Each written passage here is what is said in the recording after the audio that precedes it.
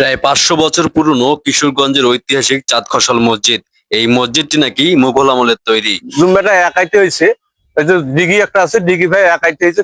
এই মসজিদকে ঘিরে রয়েছে এলাকাবাসীর নানা অলৌকিক সব ঘটনার গল্প। এই মসজিদের নাকি ৩টি ফুটো আছে, যেগুলো এখন পর্যন্ত কেউ বন্ধ করতে পারেনি। আবার আসি ওই রাত্রের মধ্যে আমার খুলে দেওয়া লাগছে, ওই এই ছিদ্রতে এই খুলে দেওয়ার পরে ওরা চলে গেছে। এটা কিন্তু পরে কাজ শেষ করার পরে এইটা গল্প করে গেছে, আমরা কিন্তু শুনছি।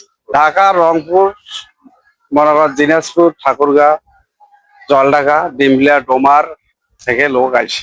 যেই মসজিদকে ঘিরে এত রহস্য, সেই মসজিদটির অবস্থানে বা কোথায়, এবং এই মসজিদকে ঘিরে যে রহস্য রয়েছে এলাকাবাসীর কাছ থেকে আমি শুনবো এবং আপনাদের জানাবো। তো চলুন শুরু করা যাক আজকের ভিডিও।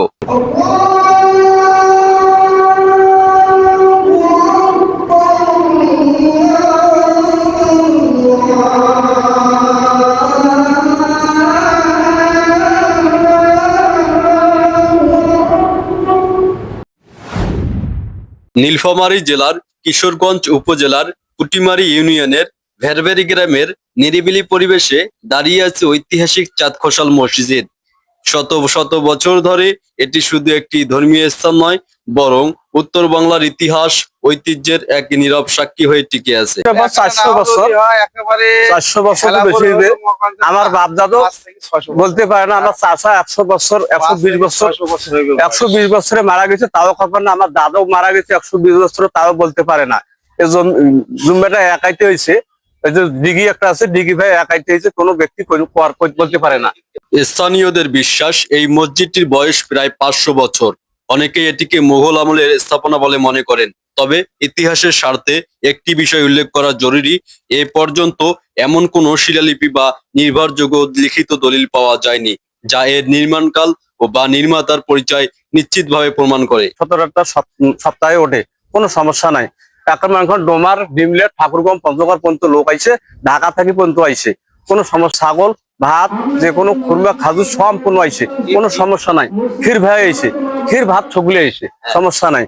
চাঁদখসাল নামটি নিয়ে রয়েছে নানা জনশ্রুতি। কেউ বলেন এলাকার একজন ধর্মপ্রাণ ব্যক্তি বা প্রভাবশালী মানুষের নাম থেকেই এই মসজিদের নামকরণ হয়েছে, আবার কেউ ভিন্ন গল্প শোনান।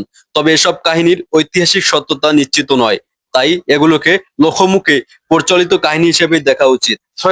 শহীদ তুলে এটা গোড়ায় সংস্কার করছে। সংস্কার করার পরে ওই ১৪ দিনে মন্দির দিছিল, দেখছেন? মন্দির দেওয়ার মতো ভাড়া আছে না। আবার উনি আমার ছোট ছোট ছেলে, ওরা আবার ওই মিস্ত্রি আসি ৩ থেকে ৩:৩০টার সময়, ওরা বলছে যে আবার আসি ওই রাত্রের মধ্যে আমার খুলে দেওয়া লাগছে, ওই এই ছিদ্রতে এই খুলে দেওয়ার পরে ওরা চলে গেছে। এটা কিন্তু পরে কাজ শেষ করার পরে এইটা গল্প করে গেছে, আমরা কিন্তু শুনছি। এতটুকু বুঝছেন? এখনো পর্যন্ত কেউ এই বন্ধ করে দিতে পারবে না।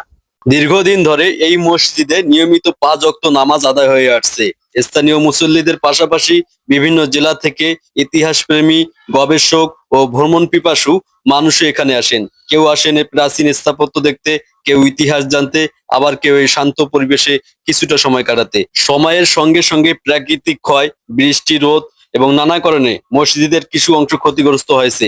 পরে প্রয়োজনের তাগিদে বিভিন্ন সময়ে সংস্কার করা হয়। তবে স্থানীয়দের মতে কিছু সংস্কারের ফলে মসজিদের প্রাচীন স্থাপত্যের কিছু বৈশিষ্ট্য হারিয়ে গেছে।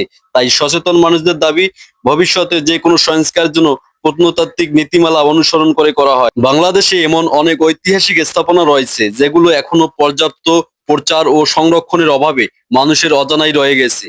চাঁদখসাল মসজিদ ঠিক তেমনই একটি মূল্যবান ঐতিহ্য।